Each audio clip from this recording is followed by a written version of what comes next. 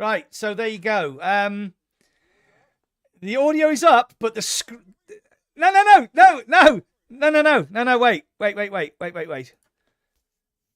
I've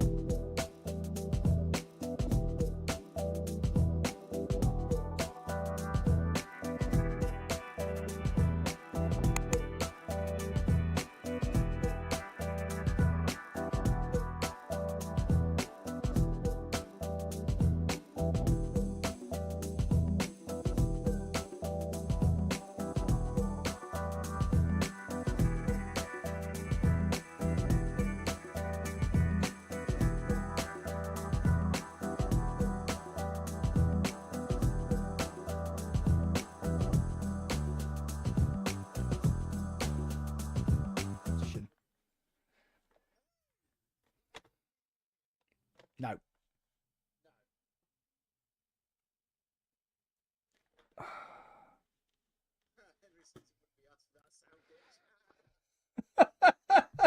Well, my microphone is working, but nobody can hear you. Yes, but I can't hear you. Ah, hold on. Hold on.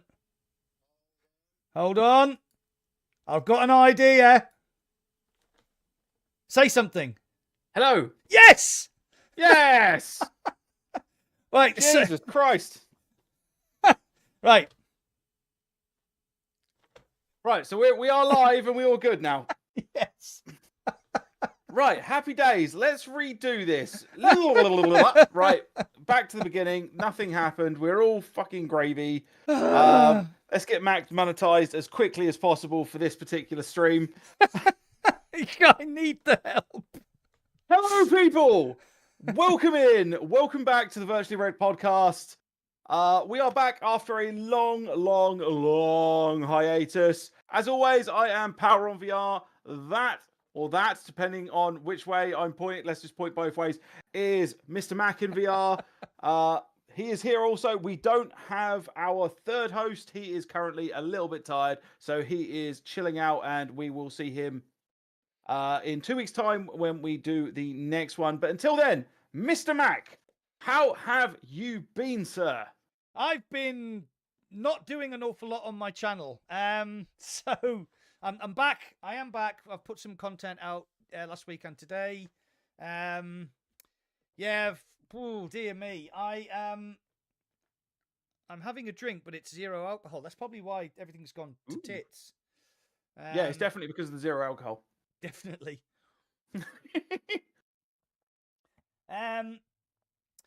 Yeah, so I'm drinking alcohol-free lager. That's probably why there's been a big cock-up. And I've been playing Hitman 3 VR Reloaded, which we are going to talk about. Yes. Try not to vomit. I've also been playing Race Room Experience, which is an 11-year-old racing sim, which now has had a massive graphical update. I've been playing it. It's absolutely brilliant. So we'll talk about that later as well. There's been a few other things going on, which we will discuss during the podcast. So, Mr. Shuey, Mr. Power on VR, what are you drinking and what have you been playing? So tonight I am drinking Lazy Sipper from Adnams Southwold, which is not that far from me actually. I have been there. I've done their little their beer tour, I guess. Yeah. Brewery tour. That's the word I'm looking for.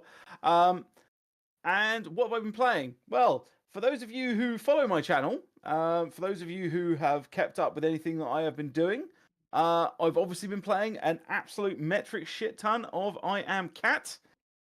Because that game is absolutely banging on views. So yeah, no, I've been playing that. I mean, let's just update because it's been a long time, right? So it's not just I Am Cat. We've also got Titan Playground, which is basically Godzilla's versus robots. That game is sick. It's not out yet, but it will come to Steam VR soon. And I've been playing like just all of the random ones, you know, like loads of Waltz of the Wizard as well, because that game.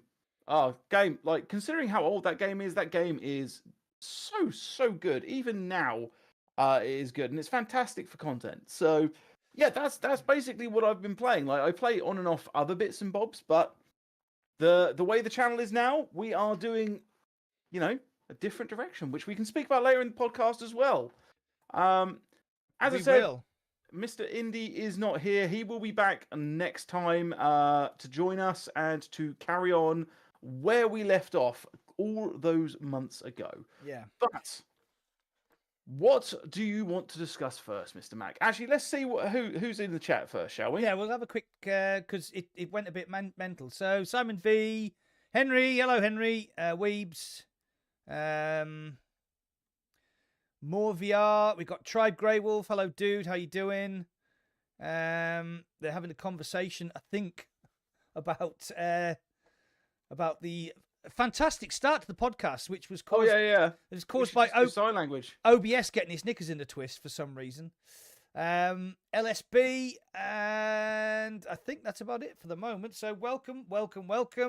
Yeah, technical issues. I wouldn't mind. I actually said to Shuey before we started, at least with only one of us live streaming, we won't have any audio issues. Literally, like 100 seconds before we actually hit the live button, he said those exact words to me, and I was just like, I'm gonna keep my mouth shut. Yeah, so actually I want to discuss that. Tribe. Yeah, it's a joke what you're putting there, but actually I do want to discuss this as a whole sort of subject. If you wanted me demonetized, if you wanted, you don't want me to demonetize you. You can't have that on the stream, Mac. You'll literally get a ban warning. Just so that we're clear, that was a toy. Yes, not a real. That was a toy. That was an airsoft pistol. So don't worry about it. Yeah. No. Right. Okay. So yeah. I mean, unless you've got a particular other thing you want to discuss first, I'd quite like to discuss I Am Cat, not necessarily as a game. But as a whole thing, right? Because I Am Cat, for those of you who don't know, you probably all know what I Am Cat is. It is a gorilla tag movement style game set in a small house. It's an early access game on the Quest 3 or Quest 2. And you play as a cat, right? You wander around Granny's house. And there are, like, because it's early access, there's not a huge amount to do at the moment. You've got this little watch on as a cat, and it tells you to go and do a bunch of stuff that cats would do. You know, you explore the house, you go around, you pop some balloons, you go and catch a fish, maybe. Like there's a computer that you can sort of break into if you find the secret codes. There's books to knock off shelves. There's vases to smash. There's a bunch of different things that you can do. But the number one thing that you're gonna do is you're going to annoy Granny, right? You're going to annoy Granny. You're going to make her life an absolutely living hell, because at the end of the day, cats are assholes, and this entire game is about being an asshole cat. It doesn't have to be, and they've actually added some things that make it so that you can be nice to Granny. And if you're nice to Granny, she will pick you up and she will give you cuddles. And you can be like, "Oh, Granny, it's so wonderful," yada, yada, yada, right? But the main bit of content and the main thing that most people are going to be doing is they're literally going to be jumping at Granny and slapping her in the face, trying to stab her with knives, like feeding her, in the latest update, feeding her cat poo, which makes her vomit. Like, you can do all sorts of weird and wonderful, horrible things. But it's all, like, it's bloodless. Like, there's no actual gore in the game. It's meant to be sort of child-friendly. But this is the thing, right? There are multiple games created in VR and non-VR that are like child-friendly games. So I just stop you there, Shu. We're getting some very severe crackling on your mic when you're talking. Okay, I can switch over to the other mic. Let's do that. Okay. I can do that. It won't take me more than 2 seconds. Where is video and chat? Let's get rid of that and jump over. Ali, I'll just quickly explain why Surgical isn't here while Shuey's switching his mics over. So basically, about 6 weeks ago, he decided to buy a mountain bike, and then the very next day, he decided he was going to do the London to Brighton cycle off-road, 55 miles. Oh, no, sorry, it was the on-road one he's doing, 55 miles, having never ridden a bicycle since he was a little Surgical. So he's been out training, trying to get ready for this 55-mile challenge, and basically he's buggered himself. So he chatted to us today and said, "Look, dudes, I can't do it. I'm exhausted." So we have got another one scheduled for the 23rd of September, so he will be back for that. Yeah, cool. Right. So back to the I Am Cat stuff, right? Yeah, it is pretty entertaining, Nathan. I do agree, and I really enjoy it. Like, I have an absolute blast playing that game. Now, here's the thing. There are a ton of different games, as I was saying, in VR and non-VR that are all kind of similar in that they do something that entertainment companies have been doing for decades now, and that is providing children with cartoon violence. Okay? And this is this. When I say cartoon violence, I'm talking anything as innocent as, like, Tom and Jerry, all the way up to Dragon Ball Z and things like this. Because it's cartoon, because of the style of it, parents just ignore the fact that I Am Cat is essentially elder abuse. Or at least, sorry, the content is elder abuse. Yeah. Like, the game enables you to use the game to perform cartoon elder abuse. And there are tons of other games that do exactly this. Yeah. As well as TV shows. Like, my favorite TV show as a kid was the Power Rangers, right? I loved the Power Rangers. And because it was all brightly colored and very obviously, like, badly choreographed and things, my parents used to walk by and they were like, "Oh, he's just watching that Power Rangers show with the cool looking monsters," and that's fine. And because it's so colorful, they ignore the fact that it's just martial arts, but it's like they stab people with their weapons and stuff, you know. And Tom and Jerry is about, like, animals being abusive to other animals, and they do some pretty horrible stuff to each other, Tom and Jerry.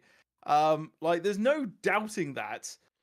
So I just wanted to sort of just touch on the fact that there are these games that honestly, they're not really that safe for kids. Like, I Am Security, I'm not sure what the rating for that is, but once again, that's in the same sort of vein, although it's less brushed over. Like, I Am Security is quite obviously a very violent game, even though the idea of it is just to search people and stop them from going into the club if they, I don't know, if they're not wearing shoes or whatever. But yeah, people will then get out flamethrowers and start burning the people, and they can't die, so it's cartoon violence, but still, It's fine. Yeah. yeah, it's just one of those things that I think a lot of parents will gloss over, and it's something that parents should possibly look into a little bit more before letting their kids play this stuff. So here's a question then. Feel free to answer as you feel free. What has switching that to that kind of content done to your channel? So for those of you who haven't been following along over the last, Jesus Christ, what has it been, like 11 weeks? Yeah. I think end of June. So yeah, possibly not even 11 weeks, maybe 10 weeks. I pivoted my channel, and I pivoted my channel for multiple reasons, which I'll get into if you want. But what it has done since the pivot is that I have gone from 11,000 subs, and as of right now, I think I'm on 88,500 subs, which is pretty incredible, mate. Yeah, no, it is. It is mind blowing. The views have skyrocketed. Everything has skyrocketed. Like the views at the moment, I looked at my 48 hour, and I'm doing like between 2 and 2.5 million views every 2 days. Which is insane. It's mind blowingly insane. Even like for me, I'm still not 100% sure that all of this is actually really actually happening. But yeah, no, and thanks Simon, by the way, Simon V. Like it is work. Since I went full time, things have been a little bit of a struggle, but the last couple of months I've been working harder than I think I've ever worked in my entire life. I'm doing roughly 12 to 14 hours a day, 6 days minimum a week. But it's paying. Like it is paying off. I definitely, more than anything else, even if I was doing that the way I used to do my channel, there's no possible way that my channel will be doing as well as it is now. The pivot is the main point, but the work is working. It's been mind blowing. And I don't even really know what to say, to be honest. A lot of people, and this is something I think I really need to address, is it's not the same content as I was making. Not even close. Right? The content that I used to make is what I call educational content. It was reviews, how-tos. It doesn't matter how, like, at the end of the day, I wanted somebody to come away from something from each video with something. They had learned something. Yeah. And it didn't matter what it was. It could be the news for the week. It could be the games that are coming out that week. It could be, how to fix stick drift on a Quest 2 controller. But it was educational. I am no longer educating people. And that is the light way of putting it. I am now purely in the entertainment industry. I want to make people laugh. And whether those people are adults or kids, I don't really care. But what I have realized is that kids like laughing at me. They like laughing at me quite a lot, as it turns out. They actually laugh at you in the street when you walk past, but I was going to say, if I could make money off the times that kids had laughed at me before I was on YouTube, I would already be a millionaire. I wouldn't have had to do YouTube. But yeah, no, it's been going well. So I hope, to put it mildly. Yes, to put it mildly, it's been going well. I genuinely hope that some things that I'm making, you guys enjoy. And if you don't, I apologize. And if you're upset that I'm no longer making the content that I'm making, that actually makes me feel kind of good, because it meant that content meant something to you before I pivoted. But at the end of the day, and this is something I've said to Mac before, that content was not paying my bills. It wasn't feeding my kids. And now it is. Now I'm actually like living the proverbial dream, I guess. in that I am now 100% living off of the content that I am producing online. So And it's one of the things, like, because obviously I've known you for so long now, and when you lost your job, you were like, right, I'm going to give this a go to the end of the year. I've got enough money, I can do it. And then it wasn't going as well as you hoped. But then when you did the pivot, it just went like took off like a freaking like a Saturn rocket, didn't it? yeah, right. Tribe has a very good point, and I do want to address it. And I'm more than happy to address it like properly on another call, mate, where me and you can like one-on-one it, because I've actually had this conversation with a few people. So Tribe says a lot of content creators are blowing up making wizards and cat videos, but as soon as they post a different from those, the views drop hard. Are you not worried about that, and what does it mean? Okay. Maybe I should be, but I'm not. And I'm it's not me just like idioting my way through it, and it's not me sort of like trying to pretend that it doesn't happen, because it does. It like there is definite drop off. But if I have a look at my content now, right? If I have a look at my I'm not going to bring it up on screen. I'm just going to have a quick look at the content that I am making now, and the types of videos that aren't cat or wizard, right? The wizard videos, all honesty, my channel is not the channel that people come to for wizard videos, right? Just so that we're 100% clear, there are other channels that are doing better and more successful wizarding videos than me. And I'm not going to name them, despite the in fact, I know I'm going to name one I think you should all go and watch, because I think his channel's fucking fantastic, is Time for VR. Yeah. Time for VR's content is cat's like chef's kiss. It's phenomenal. Go and watch his stuff.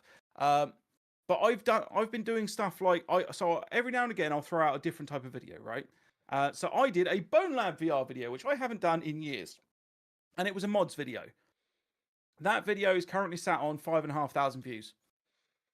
Prior to that, I did one about a year ago, maybe a little bit longer ago. Same idea. Bone Lab VR mods videos. Where I just went out and had fun with some of the mods. That video did 200 views. Right? And yeah, so at the end of the day, 5,500 views is much, much less than, say, 100,000, 20,000, whatever. Yeah? There is a massive difference between those two numbers. But then I do other videos, such as the Godzilla videos. Once again, an unknown game. But that video has done 33,000 views. Another one, 42,000 views. Even some of like the relatively unknown games, everything about my channel has picked up. And yes, it is probably at some point there is going to be a drop off. The difference is that what I used to do was panic, and now I don't. Mainly because I've got a new way of looking at things, which is that I will look for the trends. And if you're not after trending videos, then my channel is not going to appeal to you, because I will be chasing trends, because I'm now a full-time creator. Like, nothing I do is outside of what you see now. Everything I do right now is in the forefront of the public. So yeah, hopefully I can just keep up with it. And if I can't, and I crash and burn, then hopefully I make a shit ton of money before then. But yeah, so no, it's good. Mate, Tribe, I'd love to have a real conversation. I really wanted to get to MetaConnect and actually come and meet you in person, mate. But as it turns out, that's just not on the cards this year. No, me neither. It's just monetary value, but I will be there next year, because I have told my wife that I am going to Gamescom, and I'm going to MetaConnect. So we'll see you there next year. Yeah, 100%. Hang on, Simon V. Yeah, first time I saw my kid watching you on the big screen, I thought he sounds familiar. Then I clicked. Yeah. Yes, I'm well happy with that, man. Like, my kids don't watch my stuff at all. Like, my daughter specifically watches what she calls my my nemesis videos, which is channels like Cadet Grumpy Duck, What is his name? I can't remember the other guy's name. But yeah, she will actively go and watch them over my stuff because I think because she doesn't like the sound of my voice. Oh dear. But yeah, no, at the moment I'm killing it and I'll ride this wave and hopefully I will be able to jump off this wave straight onto another one. But it's not because I'll luck out. If I do that, it is because 2 hours of every single day for me is not recording, it's not editing, it is research. Yeah. And that hopefully is what's going to pay the bills, is actually my research and then being able to turn that research into content. Well, saying that, we've got the guys who did Gorilla Tag. The Orion Drift is in early access, so that could be another like massive game, couldn't it? Which game's this? Sorry, Orion Drift. I don't actually know that game. You don't know about it? Apparently not. So basically, the guys who did Gorilla Tag, are doing this game called Orion Drift, which is Oh no, yes, I do know this. Sorry, my bad. yeah. So basically, it's robot monkeys in space, but it has like a sort of combination of the Gorilla Tag movement and the movement from the frankly excellent Lone Echo. And there are lots of games you can play. There's like a soccer game, a golf game, like tag, obviously. And it's in early access. It's in closed beta at the moment. I have asked for access, but I haven't checked my emails today, so I don't know whether I'm going to get in or not. But I mean, that could be the next Gorilla Tag, couldn't it? It could be. There is another game actually that is coming that I can't talk about at the moment, but will be coming soon, and there will definitely be content on my channel for it, because of the type of game it is. And this game, I think it might actually. It's not going to be as appealing as I Am Cat and stuff, because this game is not going to be an arsehole game in any way, shape, or form. There is no meanness to it. This game is 100% cute and plush. It'll be interesting. Keep an eye on the channel this week. There'll probably be a video coming out this week or next week. But yeah, no, Tribe, if you want to do a call, mate, after this podcast, if you still fancy it, hit me up, brother. I think we're connected on Discord. Let's fucking do it. Paradise Decay's just dropped in, another well-established YouTuber. Go to his channel, check out his stuff. He does a lot of stuff with UEVR, which baffles me. So I don't. Go and watch his stuff. He'll explain it better than I can. I had loads of trouble with it, even though I was one of the first people in the UK to see it. I never really got it to work. So yeah, go and look at Paradise Decay's channel. He's a regular on the podcast, isn't he? He's a regular on everything because he's a regular good guy. Right. What are we talking about next, Mr. Mac? Mr. Mac, we are going to be talking. That's really bizarre, actually, because my nickname used to be Mr. Mac. That's where the Mac in VR comes from. There you go, then. There you go. Shall we talk about our little trip down to London on Tuesday? Yeah, let's talk about that. Yeah. Okay. So, couple of weeks ago, we got invited down to the Pico 4 Ultra launch party window thing. So we got to try out down in London in Pico HQ. I was there. Cadet Grumpy Duck was there. Shuey was there, obviously. Time for VR. Tigress was there. Time for VR was there. Scone stuff was there. Go and check her out on Twitter. She's she live streams on Twitch, I do believe. She live streams on Twitch, and more importantly, probably more so on TikTok. All right, okay. But yeah, fantastic VTuber if you're into your Beat Saber stuff. But yeah, no, Clickster. I mean, I don't know about you. I'm just looking at the photographs here. I'm trying to remember who was there. Clickster was there, obviously. Oh yeah, Clickster. How do I forget Clickster? Jesus. Your mate Clickster. I don't know.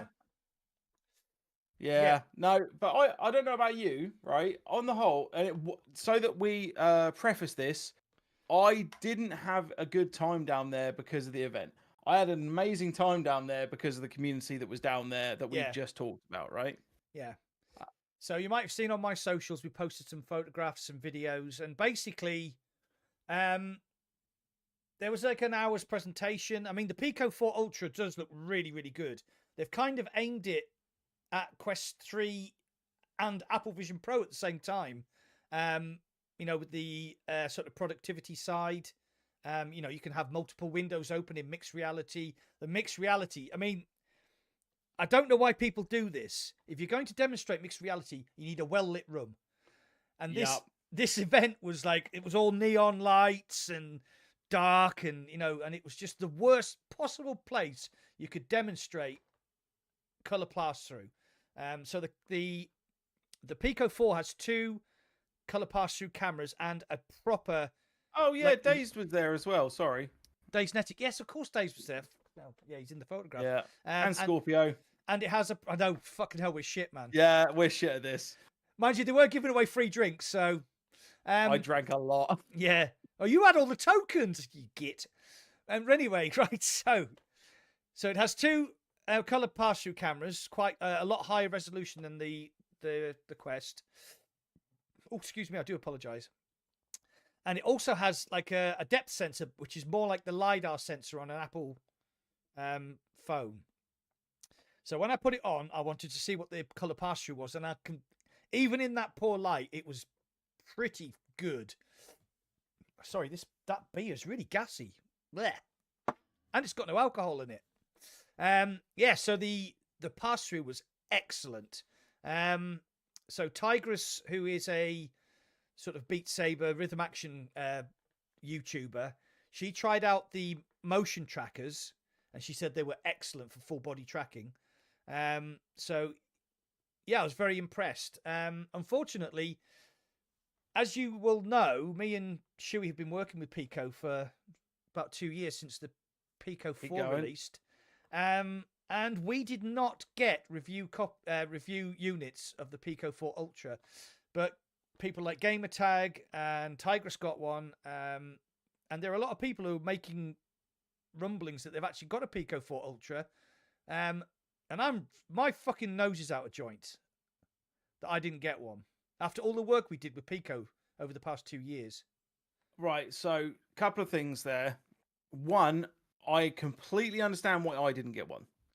I completely understand. Like, if you look at my channel for the last 2 months, there's no reason to send me a Pico 4. Yeah. Fine.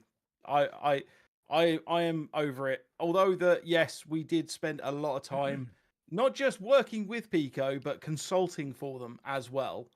And doing paid streaming. Yeah, like we were heavily ingrained in it, but it doesn't make sense that Mac didn't receive one to me, because you've, even as much as recently, you've had an actual working relationship with them, haven't you? Yes, I have. Yeah. So yeah, it doesn't make sense. But on the second part of that, I don't think it was Pico themselves. No. That actually dealt with who got the review units. I'm pretty sure they farmed that out to a third-party marketing system. Yeah. And all they would have looked at is numbers on channels as far as subscribership and things. So, yeah, no, there is a caveat, but yeah, I still think it is ridiculous that a tech channel like Max didn't receive one. Yeah, and I didn't receive a Pico 4 either, but we won't talk about that, will we, Shuey? Oh yeah, I got a Pico 4. I got 2 actually. Shaven Monkey's just jumped into the chat. Hello, Shaven. How you doing, Hey, mate? Shaven. How's it going, dude? James D911. He's a regular on the channel. Yeah. So to do the promotional part, if the Pico 4 releases on the 20th of September, if you pre-order now from Currys, Very, Argos, or Amazon, you will get the motion trackers for free, which retail at $79.99, and you will get 4 free games. You'll get Blade and Sorcery, and 3 others that don't spring to mind. Yeah, Weeble. So basically, it's not a criticism. They're using the same optical stack from the Pico 4, but the screens have been upgraded, so they are now more bright. They've got more brightness and better colors, and you've got that depth sensor and the 2 cameras. So they're still pancake lenses, and the panels are still the same resolution, but the panels themselves have been massively increased in quality. So that's what you're paying for. So yeah, the actual pre-sale deal for it, I think, is mind blowing. Yeah, it's Like, really good. so the Quest 3 is what? It's a 500 quid device. Essentially, is it 499? I think it is. Quest 3, Yeah, it's close to £600. I thought that was the 128 model. The 512 model. Sorry, Right, I'm pretty sure the lower down model is 500. right, okay, yeah. But yeah, so the Pico 4 Ultra comes in is it 529? I want to say. And as a pre-order bonus, if you pre-order it now, 258. you also I think it's Huh? 258. okay. 258 yeah, gig, yeah. Sorry. Yeah, so you get the motion trackers and you get 4 games free, and they're not slouches for games either. It includes like Blade and Sorcery Nomad, for instance, on one of the 4 games. Yeah. Cheers, Thanks, Pico. PD. Appreciate it, dude. That'll pay for me. That'll pay for me bus fare to Sedgefield to pick up the Pico 4 Ultra that I have to buy. Hey, Dazed. Yeah. But yeah, no. On the whole, I think it's actually a really good deal. But it's not going to be. I genuinely think that they should have considered that should be their standard thing going forward for 6 months. 479 for the 128 Q3. Okay, Right, fair enough. So what I seem to think that the 250, seem to think that the Ultra is 256 gigs. Which is fine. I just meant price wise. Yeah, but I'm thinking about the like the memory, because the 512 gig Quest 3 is nearer to £600. Yeah. But the thing with the Pico 4 Ultra that really gripped me was how much time and effort they have put into the productivity and native software for accessing phones.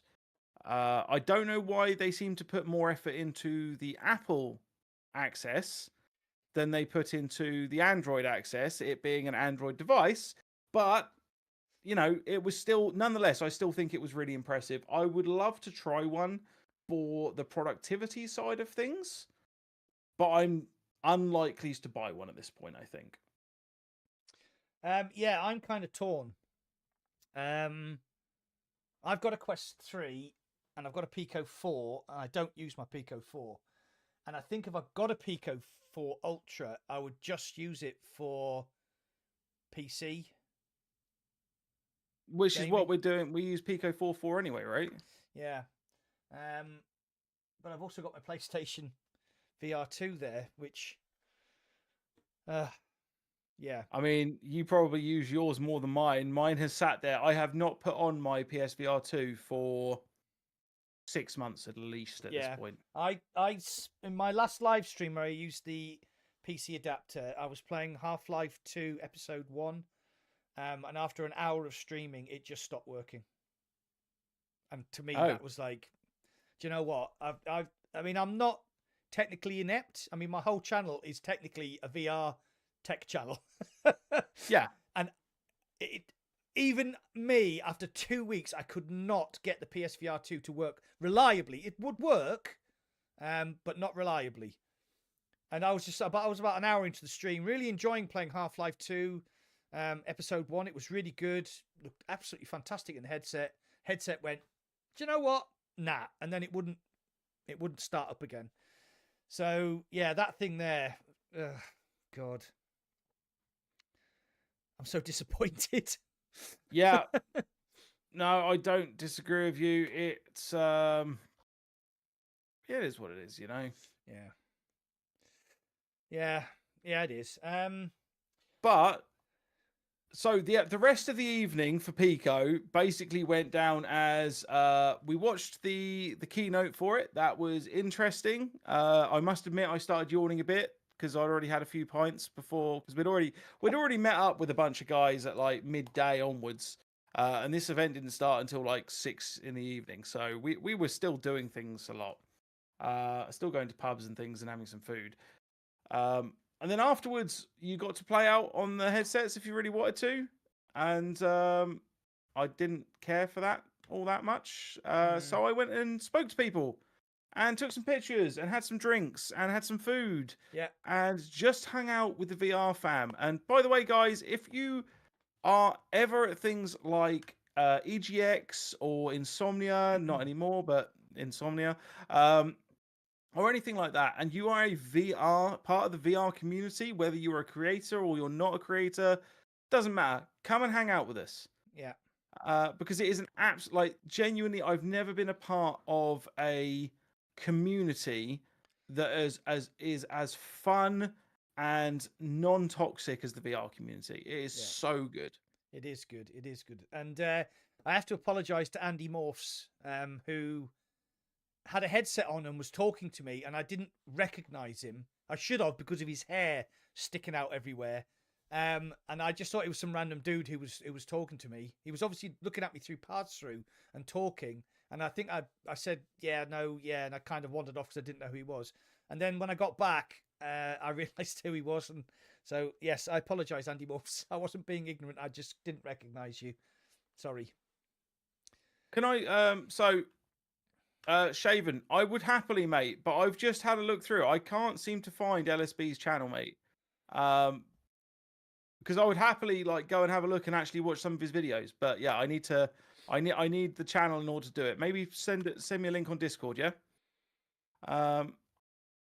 Right, so that is the other thing with the Pico 4 Ultra. If they had linked, and because they actually had, as part of the keynote, they had the creator of VR Chat on there. They did, yeah. Showing how it worked, and that it was and he was obviously quite happy with how the native full body tracking worked. If they'd have done a partnership with them and actually launched it as this is the Pico 4 VR Chat or something along those lines. Yeah. Yeah. They could have done something huge with this, because this, as a standalone full body VR chat device, if you only do VR chat, this would be amazing. And yet it was literally a 2-minute video within the keynote.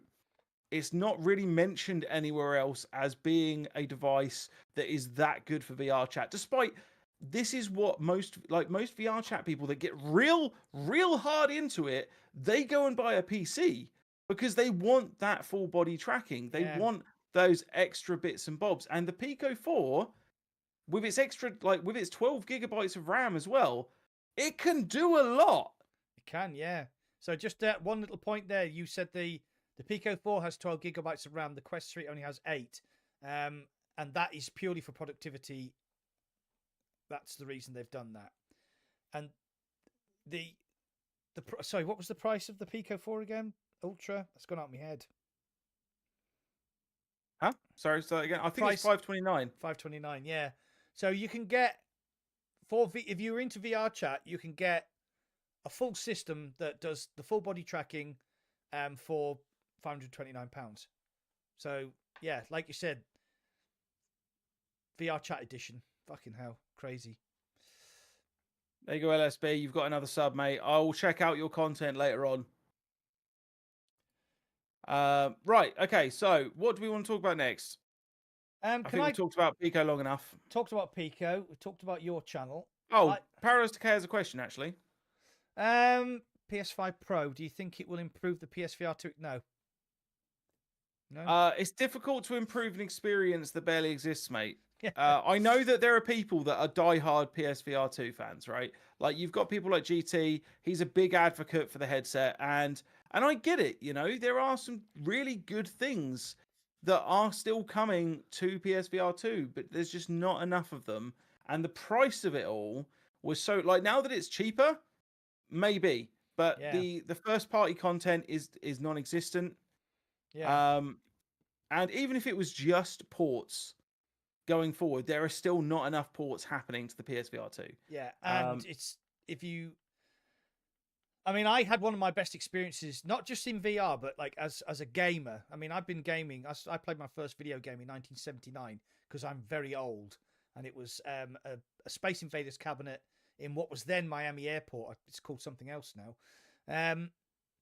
So I played the Resident Evil 4 remake in VR on the PSVR 2, on my PS5. And I said at the end of my live stream, that was like being in a Hollywood action blockbuster for 25 hours. It was amazing. There's nothing else on that even tickles my fancy. I played GT7 for a bit. It's not a racing game. It's a car collecting game. I played Resident Evil Village. That was okay. Madison. I'm running out of things to say about the PSVR 2. At the end of the day, the hardware is solid. The ideas behind what it can achieve with the right software are solid. The software doesn't exist. Yeah. And it's so sad because I went out on day one and bought a PSVR 2 with the Horizon demo with it as well, and a PS5 all in one go. So £1,000 worth of stuff in one bite because I wanted to stay current with the modern VR hardware and software. And I have picked up that headset, I reckon, 20 times. And do you know what my favorite game on the entire thing is? The End Dreams game. What was the End Dreams game called? Oh crikey, yes. Synapse. Yeah. Which was genuinely, I still think, is the best game on the PSVR 2. It used every bit of it in a cool and wonderful way. Yeah. I like roguelites anyway, so that really spoke to me. But on the whole, that game was phenomenal. Like, find a way. Like, I really want a headset with eye tracking that is like the Quest 3 or something now, because I want End Dreams to port that over to those headsets. So if you don't have a PSVR 2 and you never played Synapse, so basically it was you could look at something and then pull it towards you. So you could look at a barrel and use the eye tracking to like pull it towards you. I mean, you had to use hand gestures, but if you were looking at it, you could pull it towards you. You could juggle people while you were shooting them. It was I really thoroughly enjoyed it. I think I live streamed it a couple of times, and it's got a very, very unique visual style. Do you know what? No, it's almost entirely black and white, apart from all the explosions and stuff, right? Which is awesome. The most value I got out of my PS5 was playing Ratchet and Clank Rift Apart and Ghosts of Tsushima. Yeah. And then you sold it. And I sold it. You don't actually own a PS5 anymore, do you? I don't know, because the thing is, I don't play VR on my PS5. When the adapter came out for the PSVR 2, I was like, right, I'm just going to use that for sim racing because it's got those beautiful OLED panels. It's got quite a wide field of view. I'm just going to use it for my sim racing stuff. And if most of the stuff going on to PSVR 2 is ports, I'll just play it on the PSVR 2 on my PC. And then, well, it's actually something I want to talk about later. But I think the word clusterfuck springs to mind. Yeah. So, KO, you are right. The Quest Pro does have eye tracking. No one's going to port over anything just for the Quest Pro, unfortunately. No, I don't. I wouldn't anyway. If you look on the Steam VR users, I think Meta Quest Pro is something like 0.3%, and that might just be the ones they handed out to creators. Henry, have you still not bought yourself a damn mic? If you haven't, then message me. I will buy you one tonight. Sorry, Henry. He had a question. Would you say that you don't need the latest and greatest tech to make a difference on YouTube? 100%. Type in Gorilla Tag. Yeah. Filter it by the last month. Look at the views on that, right? Most of those kids, and I say kids, right? I'm not saying that in a derogatory way. I'm saying kids because these kids are making bank on that game. They are making a difference on YouTube to thousands, if not millions, of people every single day. And they are doing that with a phone and their headset. That's it. Like, I've seen these people literally record videos load up CapCut on their phone, a completely decent editing software, by the way, that is completely like Android and iPhone based. And they will sit there, and as awkward as it is, they will cut their videos together with sound effects and closed captions and music, everything, all in one place, and then upload it directly to YouTube. That you don't need good hardware to be a good YouTuber. I actually spoke to somebody the other day exactly about this thing, about this idea, and I said, if I'd have known what I know now, because I have spent tens of thousands of pounds on my setups, right? On this office, like if we just go over very, very briefly, just what I can see in front of me: Elgato lights, £500; Sony camera, £600; second webcam, £100; 4K monitor, £500; second monitor, £300. And that's not even getting to mouse and keyboard. I haven't even touched that, or the £4,000 bit of kit that sat under my desk powering it all. Yeah. Like all of this stuff is something that just you don't need. It is nice to have, it is good to have, and being able to edit in certain ways on PC is brilliant, but you don't need it. Don't need there's my sim rig, that's about £2,000. So then we got my microphone, there's my display stand, that cost me a bit. There's my PC, that stands me for about £3 and a bit grand. The thing that I would suggest people, the only upgrade I think people actually need when it comes to content creation, and it's because it's a personal bugbear of mine, is decent quality audio equipment. Yeah. So this for mobile, like when I'm actually in headset, this for when I'm doing like talking head things. Yeah. So just in case anybody's wondering what that is, it is the wireless mod mic. So this thing is like it's about £125, I think, and it is almost studio quality. It's so good. But don't buy it yet. Wait 4 months. The new version's coming out. Yeah, the new version's coming out. Yeah. So I use this with all my headsets. So if you ever see any of my headsets, you'll see I've got this little dongle on the side because the mod mic is actually magnetic. So I've got that on all my headsets. And for my YouTube content creation, I use my HyperX with the pop filter because I pop a lot because I overpronounce my P's. I probably should, but I haven't noticed that I have a lot of problems with pops and was it pops and whatever the yeah. Yeah, so Peter Piper picked a peck of pickled peppers. That to me, on because of the way I speak, that would be sounds like this. Yeah, exactly. All right, should we talk about the PSVR 2 PC adapter while we are talking about PSVR 2? Well, you can talk about it. I don't have any experience with it. Okay, right. So, as I said, I sold my PS5 when I found out the PC adapter was coming out. The intention was to purely use it for sim racing, but I played Half-Life Alyx on it. I played Into the Radius on it, and genuinely, those OLED panels are incredible. Like I've never Half-Life Alyx.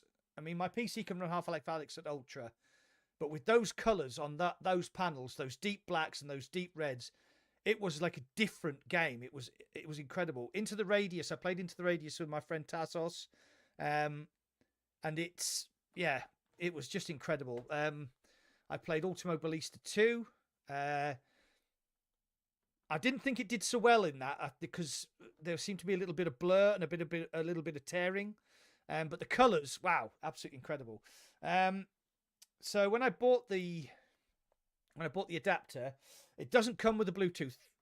It doesn't come with built-in Bluetooth, which it fucking should have, because that would have solved everybody's problems. You know, they could have charged 10 quid more, and it would have solved everybody's problems. And it doesn't come with a DisplayPort 1.4 cable either, so that's like another. I know they're not very expensive. It's about another between 8 to 12 quid depending on the quality. But yeah, I have a built-in PCIe Bluetooth card by TP-Link. It's only a year old. It's very high quality. I bought it for my Pro Tubes because I was getting disconnect, so I bought that. Pro Tubes worked absolutely fine. My first day couldn't connect the controllers, or you could connect one controller, the other controller wouldn't connect. And if you did manage to connect that controller, this one would disconnect. So I played Half-Life Alyx and had loads and loads of problems. And I just had a third-party dongle lying around, so I just plugged that in, and it all seemed to sort itself out. And then after about an hour, it died again. So I then spent 8 days trying to get the controllers to work. Eventually put my PCIe card back in, got an aerial extender, a Bluetooth aerial extender. I'll get it down so you can see it. Oh, hold on.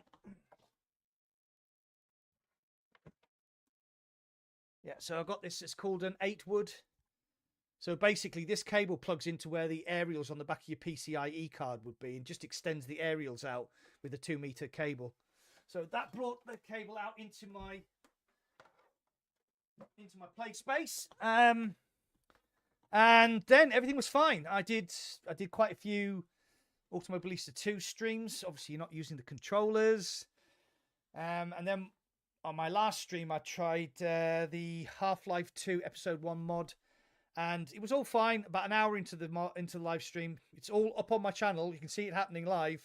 It just went, I'm not working anymore, and I could not get it to work again on the live stream. So I just sat on the live stream and slagged it off. And I now can't be bothered using the PSVR 2.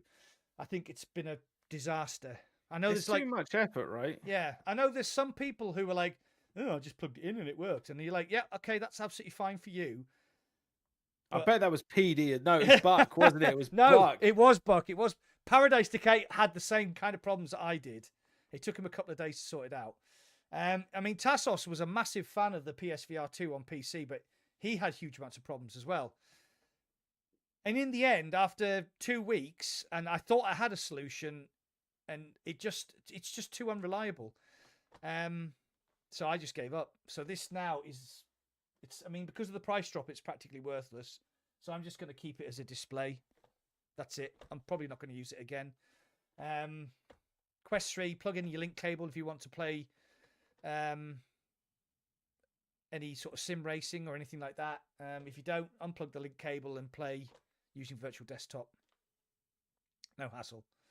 So yeah, that's my experience with PSVR 2. PC adapter. If you go onto my channel, you can see I made a video called PSVR 2 PC adapter, a beautiful disaster. And that's how I feel about that piece of shit. There you go. Right, I'm going to catch up on chat while you talk about something, because... Yeah, no, I'm sorry. I'm just telling Henry off for being an idiot. You made an ear monitor. Oh, right, okay. Okay, so what else do we want to talk about? We have all of the games that came out at Gamescom. So things that are worth looking forward to. What have we got? We have Batman Arkham Shadow. Batman Arkham Shadow, right. Do you want to talk about them as we go through the list? Yeah, let's go through the list. So Batman Arkham Shadow.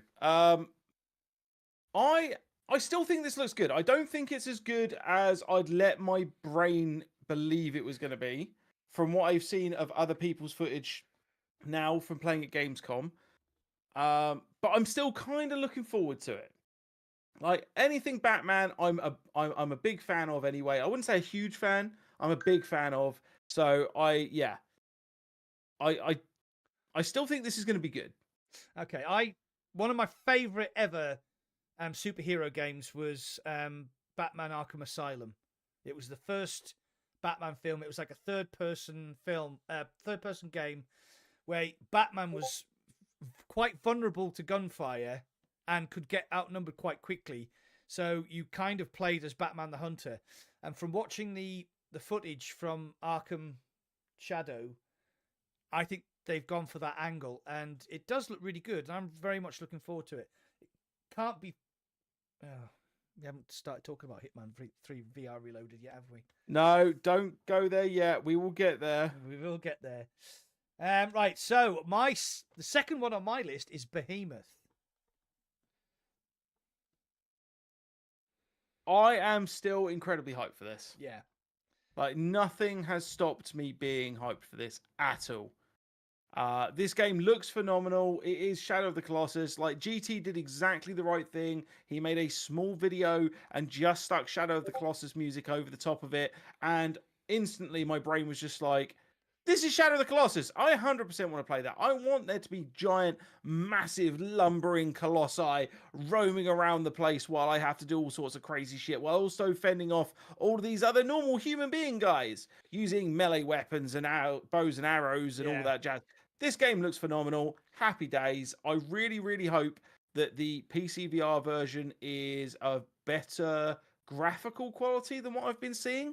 But on the whole, looks great. Happy days. Yeah. So PD in the chat said, I saw 3 what I class raised the bar games at Gamescom.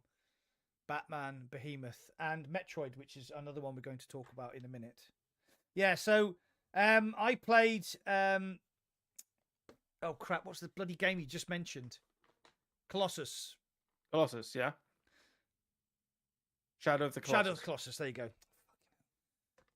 Someone's getting old. I'm getting old.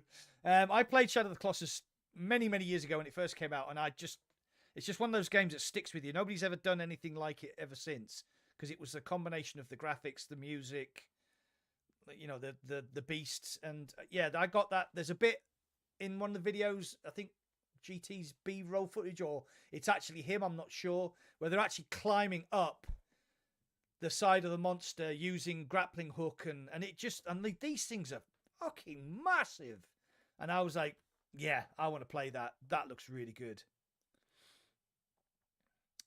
What's next on your list? What's next on the list? Behemoth. There are some stuff in here that I genuinely don't give a shit about, so I'm going to skip a few. Escaping Wonderland. I quite like Alice in Wonderland. The whole thing, the whole mythos behind it, I'm a big fan of. And the Escaping Wonderland, I think, looks really interesting. It's not something that like I've got heart palpitations worth of excitement about. Yeah.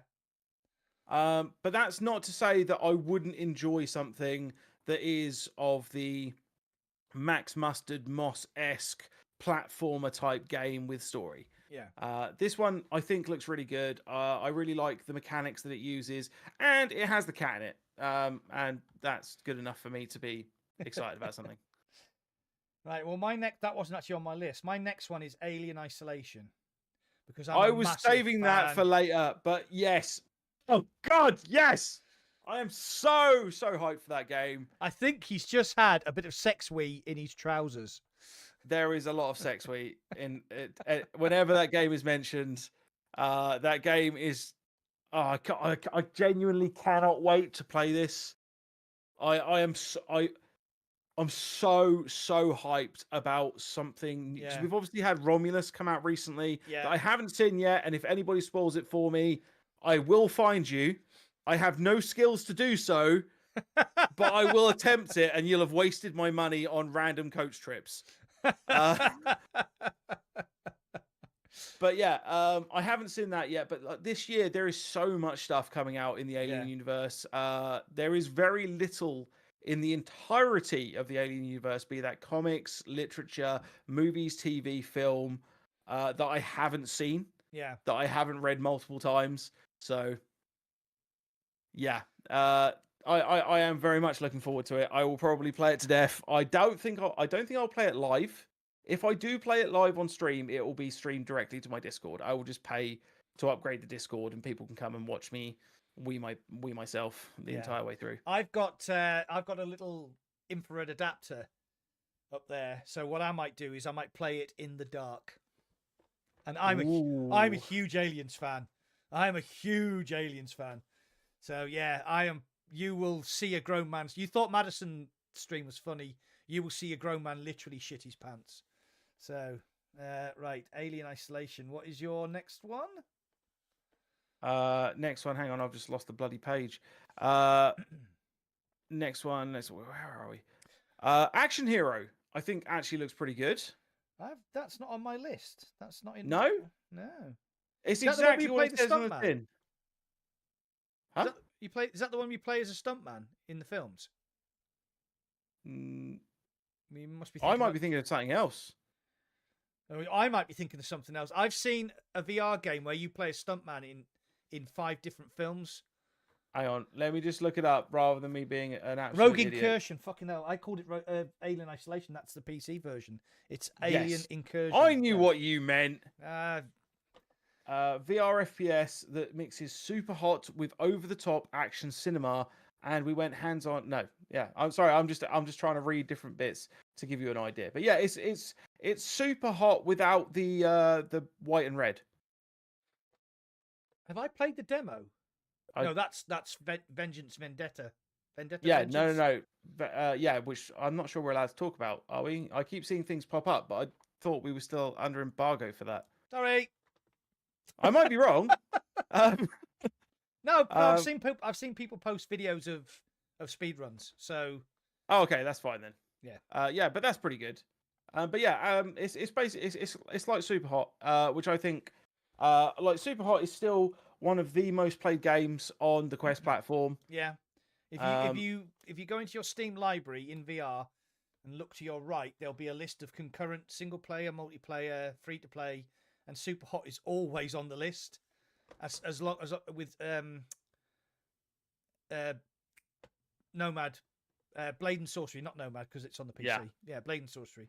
Yeah, they're always staples of the PC universe. It's a staple. Like there's a good reason why they're staples as well. It makes so much sense. Like it's so good for showing new people VR as well because it's all kinetic movement rather than like anything else. Like everything, you don't get a lot of motion sickness with it. Yeah. Everything moves to what you're doing. It's a great game. I think we have a developer in the chat there, Mr. Moonshine Games, Stunt Double Joe McFlash. That's the one I was thinking of. That's the one, I think, where there's 5 films and you've got to do scenes from the films. Oh. So, yeah, I was quite excited about that. It looks like good fun. So, remember my name and you can pick me up on Twitter, MacInVR. I know, you notice how he didn't actually say, "Oh yeah, we're on Twitter." He said he's on Twitter. I understand. You don't need any help at the moment. I do. I don't need help, but it's not the point. I still like playing new and interesting things. Yes. So the next game on my list, and it's the first of the "this is bullshit. Why the fuck does this exist?" After I've heard quite a lot of negative stuff going on with this, is Zombie Army VR. And yes. that's super disappointing because I genuinely thought that was going to be okay, if not good. Right, so people, let's give a bit of background to this. The Sniper Elite games, this is where the Zombie Army franchise sort of spun off from. And then we had Sniper Elite VR, and then we had Sniper Elite Winter Warrior, which I think was actually DLC for Sniper. It was lazy as fuck. It was just basically a winter reskin. But to be fair, as far as I'm concerned, more Sniper Elite VR I was happy days. I played it. It was all right. I enjoyed it. Yeah, it was like a cut down DLC that never got released. But Sniper Elite VR itself was actually really good, and I played it a lot. And I streamed it a lot. I played it on PC. I played it on Quest. So when they heard about Zombie Army VR, I was like, oh, all my dreams have come true. And then, unfortunately, GT smashed my dreams by doing that short about it. And he said they've made so many dumb decisions. And he got the feeling that the people who were demonstrating it weren't the developers. They were just people who were there to help you and didn't really understand how VR works. There is so much of that in so many areas these days. Like the amount of times that I have been to a convention or something and they have no idea what the hell they're talking about. Yeah. It's becoming so common now. Like a good example actually is Pico's marketing department. When we were at an event for the Arizona Sunshine 2 launch, we went down to London, down to the Red Bull Gaming Sphere, and the event was pretty good. You know, we had fun. There was free booze, free food, and some VR games to play. Zombies running around all over the place. It was good fun. But I got pulled aside for an interview for their marketing department, and they sat me down, and it became very obvious within the first 3 questions that none of them had ever put on a VR headset in a company about VR. Yeah. launching a game with zombies in VR. Yeah, no, it was absolutely ridiculous, and this is becoming more and more. It's so much dumb. So much dumb. It's actually really funny because we've had a chat. So we have a private like creator group which we use to organize meetups and all that sort of stuff. Don't tell everybody. Keep it secret. Keep it safe. Keep it secret. Keep it safe. And we actually had a conversation about this exact sort of thing. And now my fucking brain's gone because I can't remember what I was going to say. Let's have a quick look on here to remind myself. Right, what were we? Right, you're gonna have to remind me, what the fuck were we talking about before I went off on my little tangent and then completely forgot what I was talking about. We were talking about Arizona Sunshine, weren't we? And marketing. We were talking about people just like not knowing what the fuck they're talking about. Oh, that's right. Yeah. Zombie Army VR, and GT was talking about the people didn't know their ass from their elbow kind of thing. So that's basically, not an exact quote, by the way. No, don't come at me. I'm not trying to be an asshole. So one of the things we were going to talk about today, which we might as well start talking about now, is Hitman 3 VR Reloaded, and we'll get back to the games list in a minute. So I want to give my very brief overview because, Mac, you were about to ask the question. No, I haven't played it. Okay. And the reason you haven't played it is it's because it's such bullshit. It is the PC version, which was bad. Yeah. With worse graphics. Yes. Yeah. And possibly and arguably worse mechanics, if you can believe that. No, I totally can because I bought it on launch day and I live streamed it for 2 hours and usually, excuse me, if I'm enjoying a game, I'll live stream it 3 or 4 hours. After 2 hours, I was so sick to death of the piece of crap that I just said, no, I can't do this anymore. It is so bad. So the initial impression is you get to do have you ever played Hitman 3? You get to do the training level on the boat. Yeah. There's plenty of different ways you can kill the guy. You can drop a safety raft on him. You can poison his drink. You can sneak into his bathroom, and when he comes to check on his computer, you can strangle him and hide him. The game started and I was like, what's this? Like blur-o-vision, like popping from like 5 meters away. And then when you go upstairs onto the boat, you were like literally walking through crowds that were popping in, and they were all low res as well. I mean, Weeble said there's a patch out today that might fix some of the issues, but they can't fix all the issues. So one of the good things about the game is that you can actually use your hands to strangle people, and you can also use the fiber wire. So the way you use it is you put the fiber wire over somebody's neck, and then you do like this movement here. Except it doesn't work. I was putting the fiber wire through a guy's neck, and I'm like, eh? And then he was like turned around. He was like, oh my god, I'm being attacked. You're like, you're not being attacked. I can't get the fiber wire around your neck. So I thought, all right, I'll just strangle him or punch him. But if you're standing too close, your fist just goes straight through his face. And it's just, you can't two-hand weapons. So you can't increase your accuracy like you can in, like, say, Half-Life Alyx or Contractors by holding the gun with 2 hands. You can only shoot with 1 hand. And I was like, okay. And just, jaggies, anti-aliasing. The Dubai level was just a joke because you'd be like sneaking along thinking, I can get up here. And the guard would like just pop in front of you, moving at like 2 frames per second. And you'd be like, and you can't do anything. Ugh.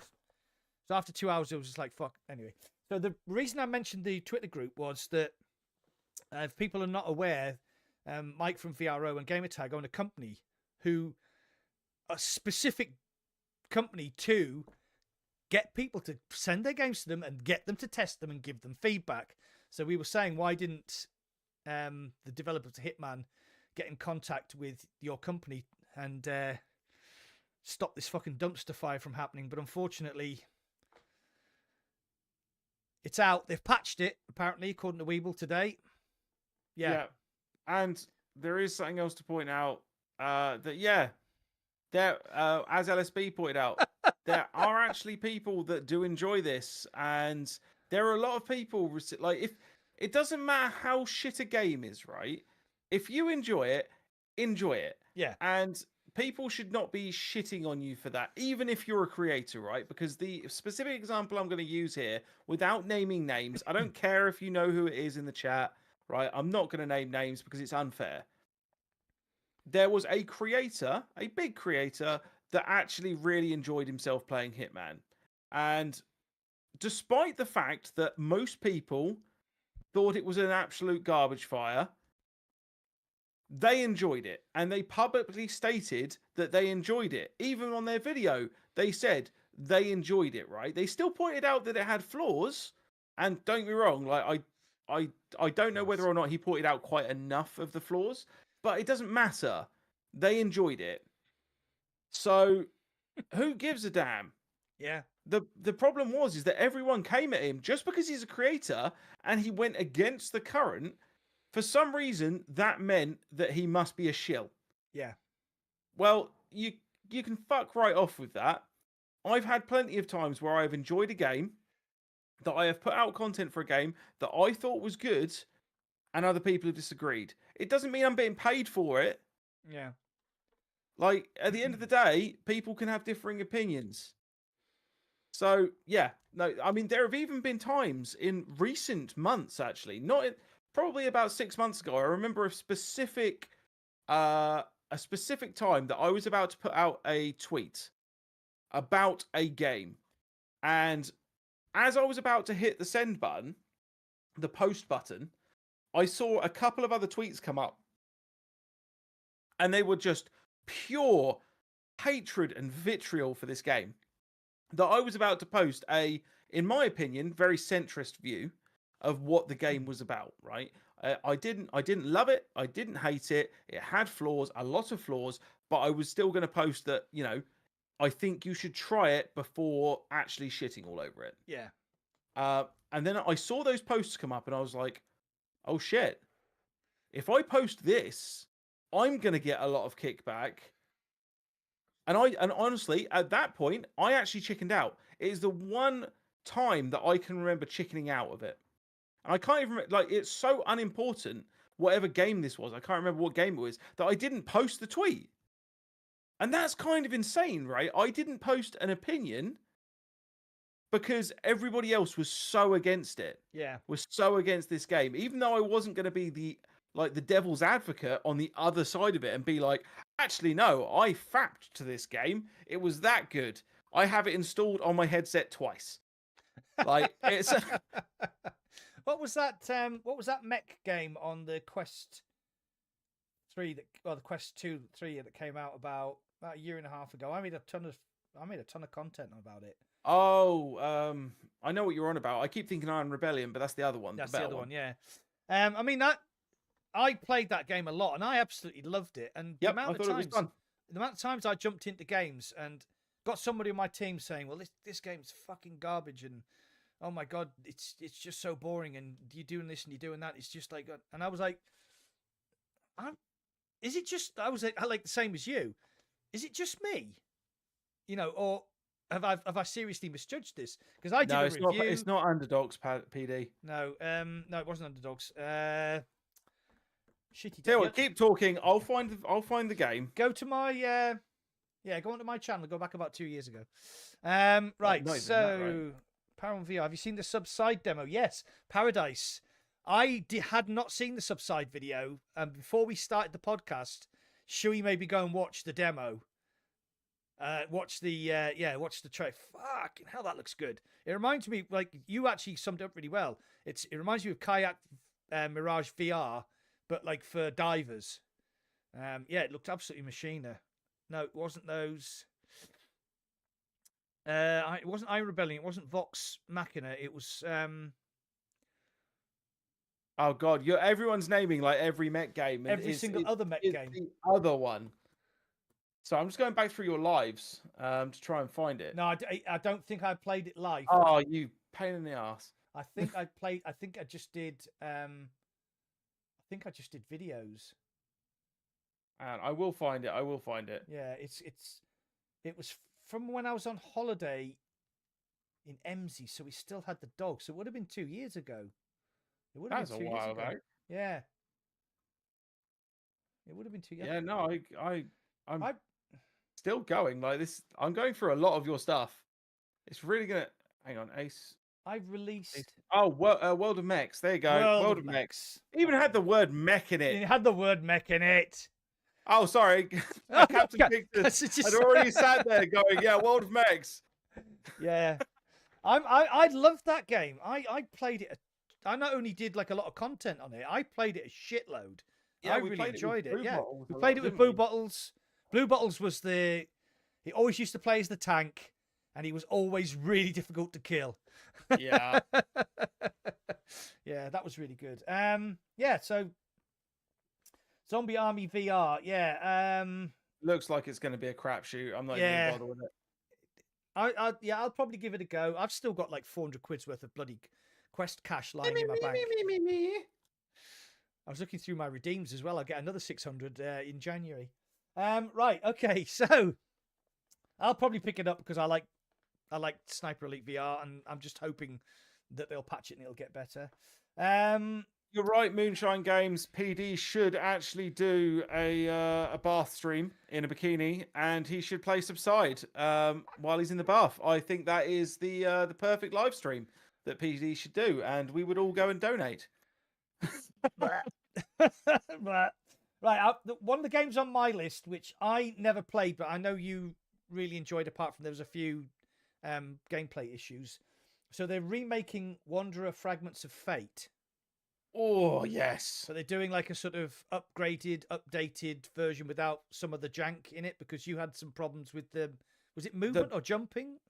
Yeah, so there was no jump option within the game, even because it was only available on PSVR 1 and PC VR. Yeah. Very strange, that mixture, that they were just like, oh, let's go for either ends of the spectrum, but let's not go for the one that actually has the highest potential sales. Yeah, Quest 2, yeah. It was really weird, right? Kind of similar to how End Dreams did with Fract, actually. But either way, it was genuinely my favorite PC VR game of that year, and it was definitely in my top 3 VR games of that entire year. I thought it was absolutely fantastic. The storyline was really good. The puzzles were amazing. The time travel elements were really good. The other good thing about the PC, not only was it graphically beautiful, but it was graphically beautiful in a very, very small package. Like, it wasn't a 30 gigabyte game by any stretch. I think it was like 8 gigabytes at most. For a full game as well, and all story based in lots of different locations with really high detail, and it was clever. It was so clever what it did. Like, it gave you access to most of the puzzles, or most of the keys to the puzzles, so early on in the game, but you still ended up coming back over and over and over, being like, oh shit, that's what that's for. And because most of the items for the puzzles, they're not like MacGuffin level things. They're not like a cube that glows and has all these weird symbols on it. It's things like a fishing rod. It's things like a drill. You know, like in the original game, you weren't going around. It wasn't a run and gun FPS. Yeah. It was a puzzle game that had other elements to it. And the way the new Fragments of Fate game looks is they've upgraded everything. Yeah. And the one thing that my one holdout for that game, which really annoyed me, was that I don't like using teleport mechanics ever. Yeah. I think there is a time and a place for it, and it is 2021. Yeah. And I understand why some people still need it. Right? I understand that it needs to be an accessibility thing. Some people cannot do the smooth motion, and that's fine. But why have the option for smooth motion and then make parts of your levels inaccessible for anything apart from teleport mechanics? That's stupid. Yeah. And you don't encounter this part like halfway in the game or whatever. You're immediately confronted with it in the intro. Right. And immediately I'm sat there being like, bear in mind, other than Half-Life Alyx, The only game that looked that good at that point in time, about 2 to 3 years ago, was this game. And you walked through this room in this sort of dilapidated, post-apocalyptic, wastelandy building, like in, I think it's New York or something, that's been flooded, and like it's got vines growing everywhere. And you go through this room in this tower block, and then you have to break through a window. And let me tell you, in VR 3 years ago, breaking a window with something and shards actually coming down and individual shards still being stuck in that you could smash, that was a big thing. Yeah. And I've just done that, and I've been like, geez, this is amazing. And then immediately confronted with teleport locomotion. You had to teleport through the window. Upstairs. Yeah. And I'm just like, fuck this, man. I do remember, I don't know whether we said it on the podcast or whether we just talked about it, but I do remember that was my fundamental takeaway from when you were talking about Wanderer Fragments of Fate. So I'm hoping they've sorted that. It looks to be that they've sorted all of that, and all of the locomotion seems to be how it should be now. Right, okay. But they've also added tons of extra bits to the puzzles, and it's no longer a case of have an item, have another item, shove them together. You actually have to go through the motions now, and that's pretty cool. So that's one I'm really looking forward to. So on my board of goodness, I've got Wanderer Fragments of Fate as October the 31st. Okay, I didn't know when it was coming out. Yeah, it was supposed to come out a couple of months ago, but they delayed it. They said, no, it's not good enough. We need to work on it. And there was a bit of a backlash on Twitter, and I was like, I posted, no. I do what I normally do. I put my Shigeru Miyamoto meme up. A bad game, a rushed game is bad forever. A delayed game, I actually did it to Hitman 3 VR as well. So apparently so LSB says in the chat there is released a major patch alongside a statement admitting the game has not met our own high expectations. Now, in that case, then why didn't they just delay it for 7 days? Why didn't they just delay it for 7 days? They knew it was bad. Yeah, but this is the thing, isn't it? Is I have a feeling that what went on is the same as so many other games these days, where the people that actually run the company are just like they're not gamers necessarily. They're money men, and that's fine. I understand that it's a business. Yeah. And they'll be like, right, the product needs to be done by X date. And the difference between, say, this and a physical object, right? Let's say the physical object is a spanner. Yeah. Right. And the person's developed this brand new spanner that does something slightly different, and it's going to be the revolution of spanners. And on top of that, it's got like pretty lettering all over it, and it's like for men by men. And if it was a spanner and they sent that out to everyone would be like, fuck you, and just sent it all back, right? They'd all be angry, they'd be up in arms, there'd be news reports about it. Company produces spanner that doesn't actually turn bolts, only works on nails or something, like absolutely ridiculous. And then the difference between that, because then the business goes under, right? The business just folds. The difference between that and gamers is that it seems like the business people, the ones that actually control the money of the businesses, they've realized something, which are fundamentally gamers are dumb. Yeah. Like when it comes to buying shit, gamers are just like, yeah, okay, we just expect things to be bad now. Yes. Yeah. Like, imagine ordering a car and it came without wheels. Yeah, but it's coming in a patch next week.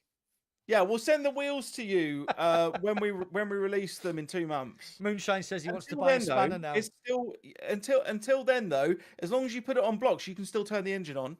Yeah, and listen to the radio. And put the windows up and down. So what more do you want? We've given you 90% of a potentially working car. I can't remember the last game that released and I said, wow, that was great.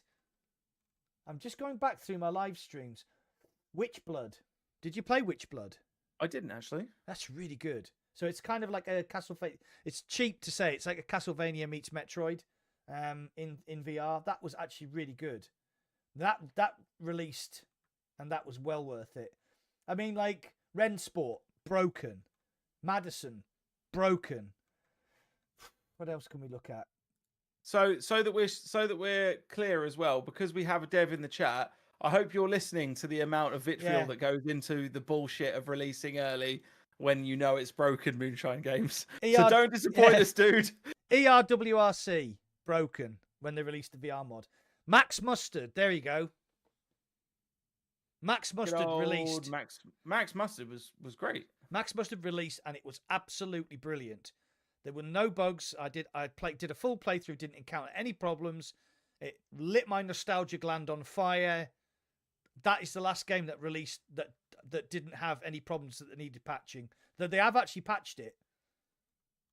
Do you know the funny thing about games and bugs, right? Is I think I'm one of the like 0.0000001% that bought Cyberpunk 2077 on day one and didn't experience a single bug.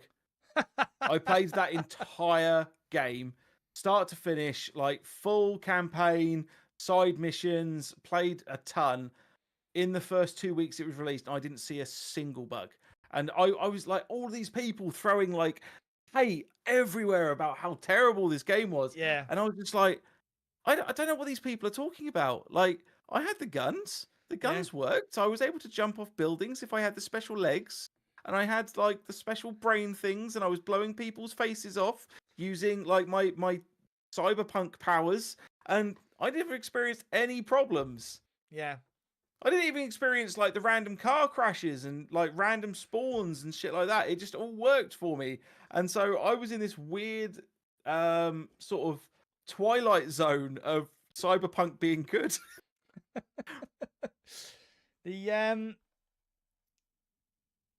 So I've got 2 remaining games on my list.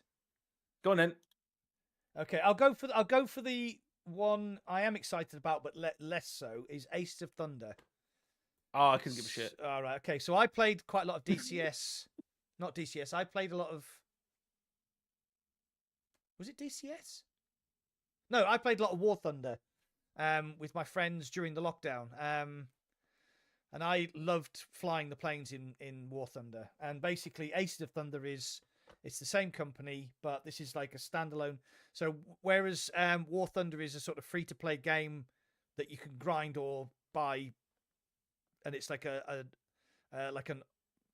massively multiplayer war simulator. They've sort of condensed Aces of Thunder down to, I believe, Second World War fighters, and it's got all the iconic, the P-51 Mustang, the Zero, the Spitfire, the Bf-109, the Focke-Wulf.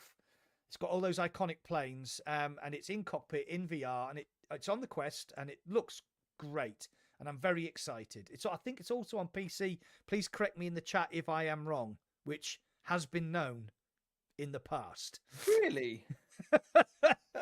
So I'm excited for Aces of Thunder, but that's because I played a lot of War Thunder, and yeah, I'm excited for that. The last game on my list, it is Metro Awakening. Yes, I do believe that Paradise Decay said. I'm not sure I would say I'm not like hyped like I am for Alien. Yeah. But I do think this is good. Like, this is a big step forwards. I'm really surprised it didn't come out on PSVR 2 as a proprietary thing. Like as a first party kind of thing. Yeah. I'm really surprised by that, because once again, like the Metro series, that is a system seller. Yeah. As far as I'm aware, right? I've played all the Metro games.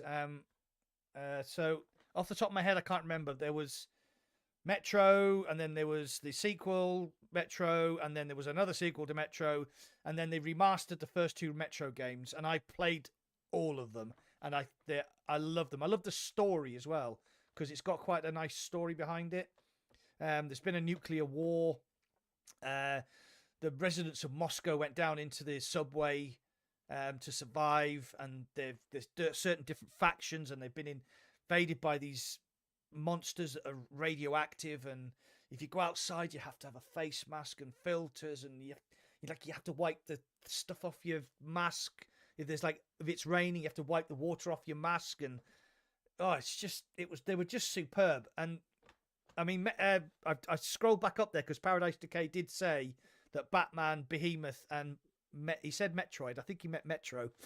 Were the 3 games that he thinks are going to raise the bar for VR. So, raise the bar for VR. Yeah, I'll do you a direct quote of what he actually said. So we're talking about Gamescom because obviously Paradise Decay went to Gamescom. He's just pushing. He's just. I know. If you don't know Paradise Decay, he's not bragging. He's just stating facts. It's another point. It sounds like bragging to me. It's like, oh, guess where I was and you weren't there. Right. So they were talking about Gamescom. And he said, I saw 3 that I class will be raise the bar games at Gamescom. Batman, specifically Behemoth, and he said Metroid, but I'm pretty sure he meant Metro. Yeah, that's his direct quote. Okay. Well, I mean, excuse me. I haven't played them, so I can't comment, but they all look fun. I will be playing all 3 of them. Developers, if you're listening to this, hit me up. I'm just checking the names of the Metro games in order. Right, we had Metro 2033, which was the first one. Then we had Metro Last Light, and then we had Metro Exodus.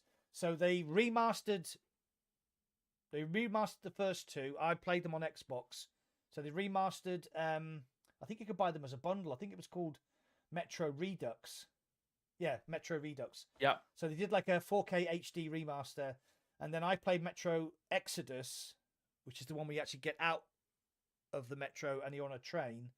I played that about 4 or 5 years ago, and I really enjoyed that as well. They're excellent games, and they're very in-depth. So I'm hoping they can bring that depth to, even if it's just even literally if it's just a remake of 2033, I'll be happy with that. Oh, that's the other one thing we haven't mentioned, actually. Unless my brain is going to mush, which is possible. Simon V said, I love Max Mustard. The Arizona Sunshine remake. Oh, yeah. It's actually on my board there. That's October the 17th. Mate, I'm so stoked for that. I loved the first one. I played so much of it. Yeah. I cannot wait for the remake. It's the first VR game I ever played co-op. Me and my mate Dan playing on our original, our Rifts, I think, our CV1s. Yeah, it was. I mean, I think if you went back and played it now, it would be janky and really old-fashioned. But yeah, we had so much fun when that zombie fell out of the fridge in the house, and I screamed. And my mate was actually literally lying on the floor, like killing himself laughing. Yeah, that was so good. We should just do that entire. We should do that entire thing live, mate. Yeah, definitely. I'll definitely. Well, we played a lot. We played a lot of Arizona Sunshine 2 live. Well, the thing is the actual original Arizona Sunshine without DLC is only actually about 3 hours long. Yeah. So we could smash that out in two sessions, including the DLC, because the remake actually comes with both sets of DLC as part of the remake as well. Oh, does it? And it comes with Dead Man and the Damned. Oh, right, cool. That's pretty good because I think it comes with the Old Mine update, the Trailer Park update, and the Undead Valley update. Oh, so it's basically the whole game. Excellent. They've done the entirety of it as a remake, which I think is fantastic. Yeah. So there's 2 more games I want to talk about. One of them is due, and one of them has just been released 11 years ago. Genuinely. Yeah. Okay, so if you're a big sim racing guy like I am, there's a game called Race Room, which has been out since 2013, so it's actually 11 years old. And I never played it. I'd heard really good things about it, and the online netcode is really good. The force feedback is among the best you can get. So they've just done a massive graphical update to bring it up to 2024 standards. And me being a graphics tart, thought I'd give it a go. And it is absolutely superb. It is superb. If you've never tried Race Room, and you have a wheel, then go and play it. It's free to play. You've got limited tracks and limited cars. The rest of the DLC is all paid for, but you can pick and choose what you want. You can buy this pack and that pack, or this track pack and that car pack.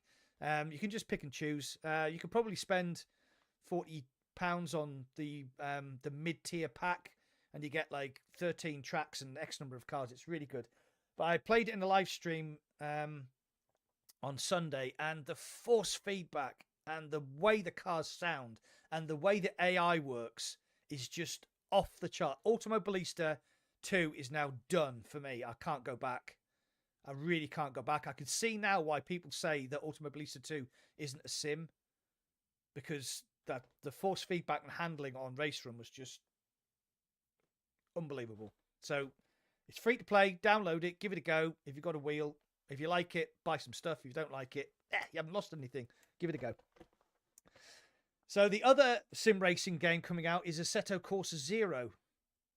And I have never played Assetto Corsa, but there are people out there who swear that it is the best sim racing game that's ever been made, because it allows mods, and there are so many mods and so many tracks and so many things you can do to it to make it look beautiful. I'm not a faffer, so I never played it because it's not my thing.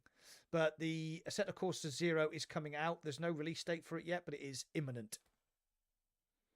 There you go. Yeah, not fast. I'm not a racing You're guy. not a sim racing guy. I am, so No. I know that there are people like Tassos has a wheel. I think he hangs his hat on it because I don't think he's used it for a while. I know Weeble's got one. So this is quite funny actually, because Weeble was in the live stream on Sunday chatting, and I was like, "No, Weeble, go and download it. It's free to play." So he was like, "Oh yeah," and he's like, "Oh, I've started downloading it." And then I said, to get all of the downloadable content, there's something called the Pro Pack, which is discounted, 93% discount, and it still cost £100. So the first thing Weeble was like, "I heard £100. Is this true?" I was like, "No." I was like, "No, Weeble, it's not true. It's not true. You can buy little bits and pieces if you want. You can spend it." I spent a tenner on the Deutsche Touring Cars 95 pack to just purely to drive Bernd Schneider's Mercedes, and it was fantastic. I really loved it. So yeah, there you go. Right, that's everything covered on my games list. Yeah, I don't think I have any more on my games list. So unless there's anything that else you want to cover, is there any hardware news? Not particularly, not at the moment. I have been sent I'll just go and get it because I have tried it and had a few technical issues, but I have been assured that it was my fault. And it is basically a replacement for my my dedicated router. Basically, this runs off your PC's Wi-Fi, and I did get it to work, but I was having a few disconnects. Yeah, I have also tried that. Oh, okay. And it's not good. Okay. Yeah, I was told by the engineers straight up doesn't work. Okay, I was given a list of things to do by the engineers. So, so I have several of their products, actually. oh, you did a big unboxing, didn't you? They sent you. I did. Battery packs and waistbands and. Yep. So they're not, like, on the whole, their products are not bad. Yeah. Except that one. Oh, right. Okay. I lost 3 solid days trying to get that fucker to work. All right. Okay. That I will never get back. I've lost 1 day. I did get it to connect, and it was very, very, very fast. But then it was disconnecting every minute or so. Yep. No, I could never get it to work in a way that would actually allow me to play the games properly. So, like, yeah. But on the other side of that, the headphones that they make that are for Quest 3 right are fantastic. Excellent. They are genuinely worth a purchase. I think they're either the fastest or or joint fastest Bluetooth headphones that you can currently buy for the Quest 3. All right, okay. I think they've got their millisecond response is something absolutely ridiculously low. Okay. So yeah, and they last forever as well. even when they're outside of their little chargy box. Okay, excellent. There was one game which slipped under the radar, which is quite funny. I don't know whether you played it. It released into early access a couple of weeks ago. Into the Radius 2. I haven't played it. I'm refusing to play it until it's at least at 1.0. Yeah, okay. Did you play the original? Yeah. I thought the original was really good, but once again, I didn't play the original until it reached full release. Yeah, okay. So I agree with you. I played a shit ton of Into the Radius. I played it all the way through on PC, and then when the Quest version released, I played it all the way through again on Quest because I'm a fanny, and I loved going out on missions and coming back and sitting there cleaning my guns, cleaning my magazines, loading all of my rounds one by one into boxes, which they've actually sped up a little bit, so it's really good. And you had to eat and you had to drink, and genuinely the monsters were terrifying. That bloody Halo thing. Yeah. Fuck them things. I hated them. So I have put over 20 hours into the Radius 2. It's not... it doesn't have the gun cleaning mechanic. A lot of the levels are barren. There used to be quite a lot of loot Into the Radius. There's not so much loot. The enemies are far harder. It's more like a Souls-like game where you see an enemy, I'd save the game. Because you see one enemy and you shoot at him, and then they will flank you. They will flank you on multiple sides.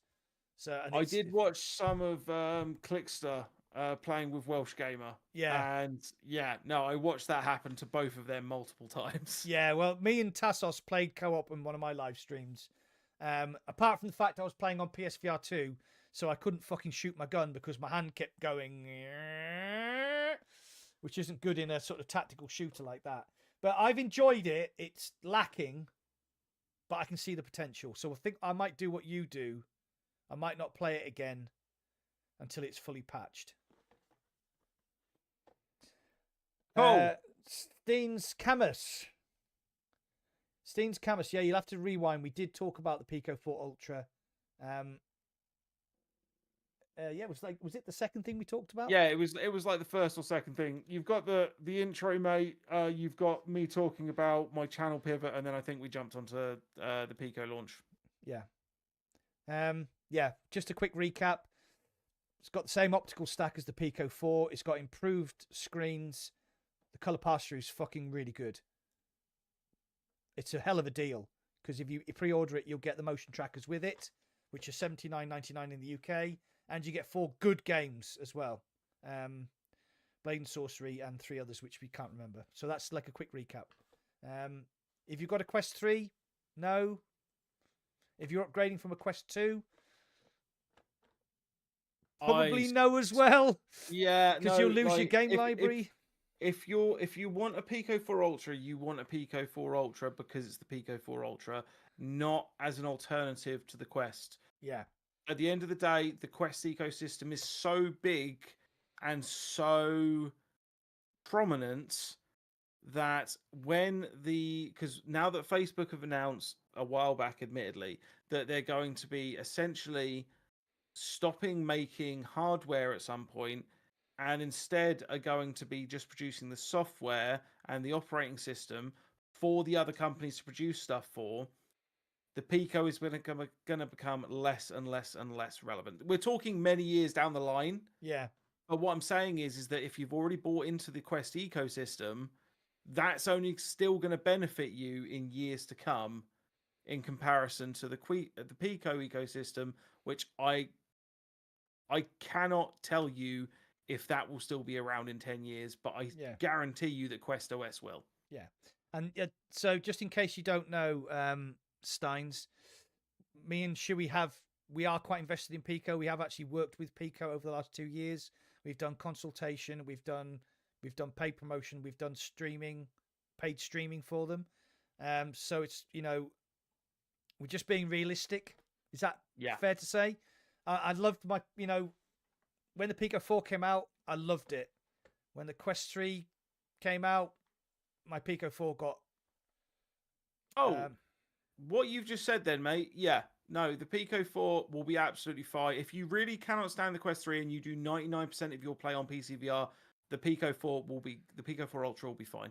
Yeah, absolutely. It will do exactly what you need, and once again, you get inside-out tracking and full body tracking without any issues. So yeah.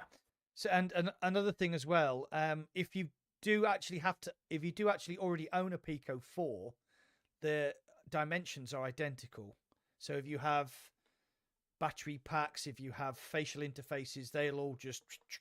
If you have prescription lenses, I wear prescription lenses in my VR headsets. They all just come out of your Pico 4 and go straight into your Pico 4 Ultra. So there you go. Zenu, someone actually, instead of not just porting it, someone actually did make a Battlefield game, which me and Mac played quite a lot of back in the day, called War Dust. Yeah. And it was janky. Don't get me wrong, it was janky, but God, did we play so much of that? And it had Russian fella. Yeah. So people became so good at that game that it was difficult to do anything. Yes. And it wasn't us. No, it wasn't us. But we had a shit ton of fun. We had a shit ton of fun, and that did have the vehicles that had quad bikes. It had buggies, it had tanks. Jeeps, and it had tanks, and it had choppers. Yeah. And the choppers were insane. Like, if you were good at the choppers, they were insane. Yeah. Insanely good. We the problem with War Dust is it had such a small community. And we were dipping in and out, weren't we? And we got to know a lot of the guys who play regularly. That Russian guy, I can't remember his name. He was a pain in the ass, but he was actually a really nice fella. It's super nice. Like I've never been killed by such a nice fella. Yeah, so many times. I ended up going to a few of the community nights, mainly to go and see whether or not, because I think I did some stuff on the channel about it ages and ages ago. But everyone there is so nice, and they all care about this game so much, but there were just so few of them. Yeah, that was the problem. But if you did go into a server, they were usually quite full, but it was all the same people. Yeah, it was always the same people. It wasn't only ever one server running. Yeah, it wasn't HB program, Weeble. No. This was a different guy. This was a guy that we'd never really hung out with. He was. I only ever saw him in War Dust. Yeah. But yeah, is there anything else that you want to cover? I think like we've been live for almost 2 hours, and we've covered quite a bit. We have. Apologies for the start. That was I had my OBS running and everything was perfect, and as soon as I went to the transition scene, it just died. So we had to go back to the stream starting and eventually got it working. So there you go. Apologize for that. Anyway, it's it's been fun. We've been missing Surge. Yes. But he'll be back in 2 weeks' time. Yeah. Hopefully in 2 weeks' time I will have also hit. This is a big hopeful, by the way. I'm not saying it's going to happen, but hopefully I'll hit 100k subs by that point. Fucking incredible, mate. And you'll get your button. And I'll get my button. And I'm coming down for the party. Yeah, no, we will have a party, or at least worst case scenario, Mac, we'll have a beer, cigars, and John Wick night. Like the good old days. Yeah, exactly. Actually, I went down to see my mate Chris. He gave me a load of like really nice cigars. He gave you a load of bloody nice cigars last time. He did, yeah. He gave me some Rocky Patels, which are my favourites. Oh, I mean, these things are like 15. Yeah, like this is Rocky Patel Decade. These things are like 20 quid. And he's like, oh yeah, I don't like them here. And he just like gave me a handful. I was like, dude, that's 100 quid's worth of cigars. He's like, well, they'll just go to waste. Yeah, or they'll go into Mac in one night, like last time. Oh my God, yes. I was green the next morning. You were hoarse the next morning, mate. That was a hell of a day. I enjoyed that. Yeah, that was really good. I really enjoyed myself. But yeah, right, okay. Yeah. In that case, I've been Power on VR. I've been Mac in VR. And until 2 weeks' time from now, good night. Yeah, and don't forget, Serge will be back. We're live on the 23rd, 7:30 on a Monday. Tune in. Hell yeah. Later, people. Bye.